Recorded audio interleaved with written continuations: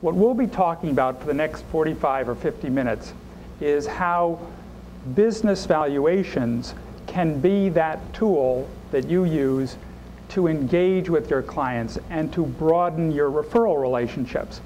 But let's talk a little bit about today's topic, which is how to use valuations proactively to build relationships with business owners. Let me start by telling you stuff that you already know, which is the current environment for life insurance selling is challenging. You all know that the economy is bad.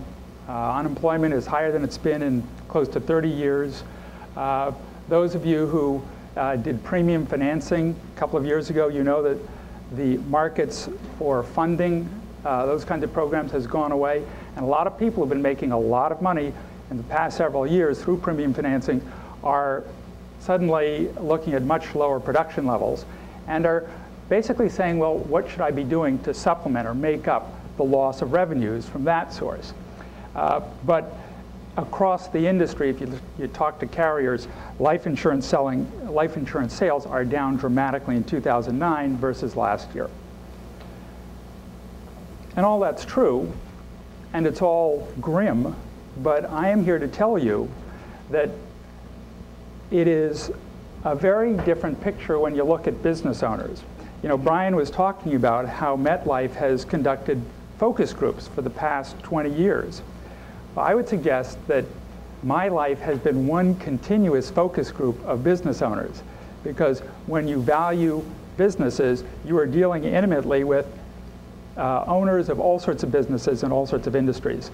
And here's some data about, in fact, the next several slides I'll share with you kind of relate to what we see going on in this market.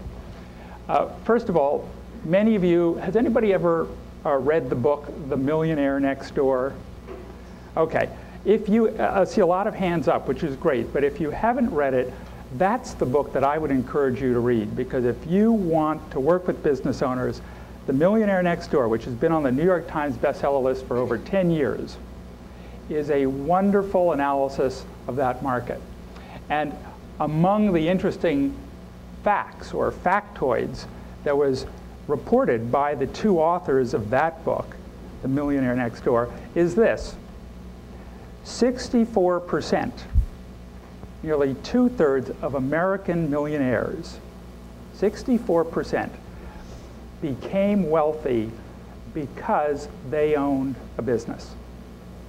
Not because they invested in stocks, in the New York Stock Exchange, not because they inherited their wealth, not because they own real estate, but because they own a plumbing business or a car dealer. Well, car dealership's no longer a good example.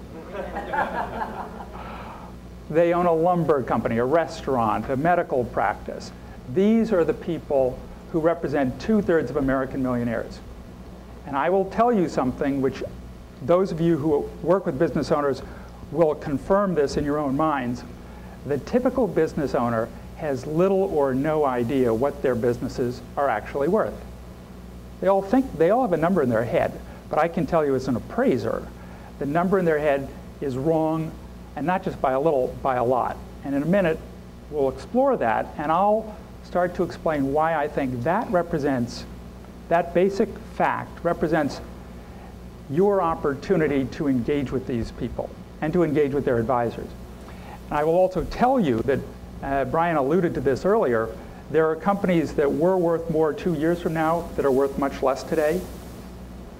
And a few years from now, when the economy turns, they'll be worth much more again, which makes now a wonderful time for you to be recommending estate planning techniques to these people. Bottom line is, if you want to go where the money is, you look at the business owners. And if you want to be helpful, they need your help today.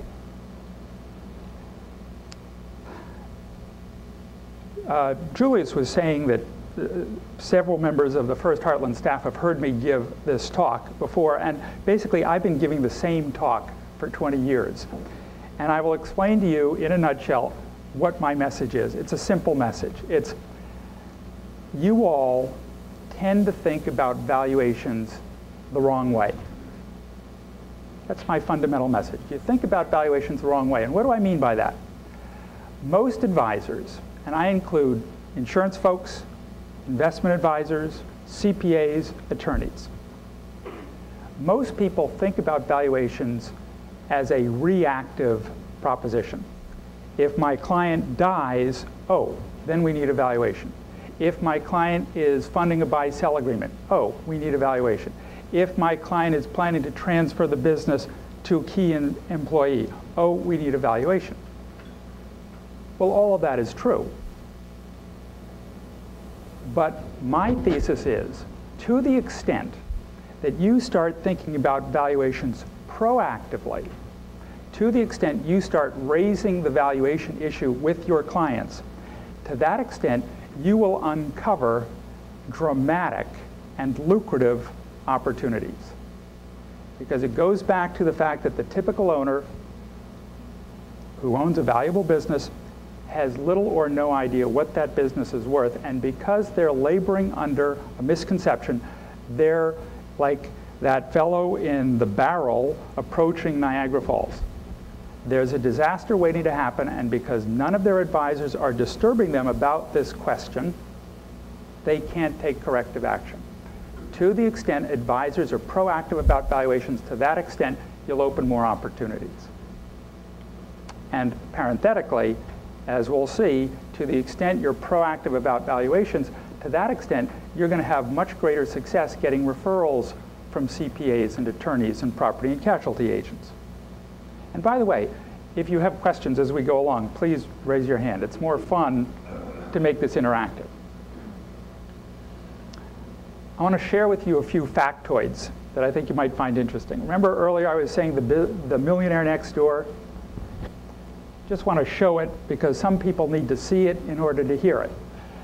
This pie chart is taken from The Millionaire Next Door, and the question that is pictured here, the question is, was posed to over 2,000 millionaire business owners. And the question was, how did you achieve your wealth? And if you notice, and the numbers are kind of, 6% got rich through inheritance. How many of you grew up like I did watching Gilligan's Island? Okay, so who are we thinking of when we see this slide, this slice? Thurston Howell III. And here's the trivia question. What was his wife's name? Okay, good. You got that right. Well, Thurston Howell, who kind of is who many people think of when you think of millionaires, is in fact only 6% of your universe. 7% work at IBM or a large corporation. 10% of all millionaires got wealthy through stock market investing or IPOs. 13% doctors, lawyers, professionals. 64%. That's really the slice of the pie you should be looking. 64% by owning an operating business of some sort.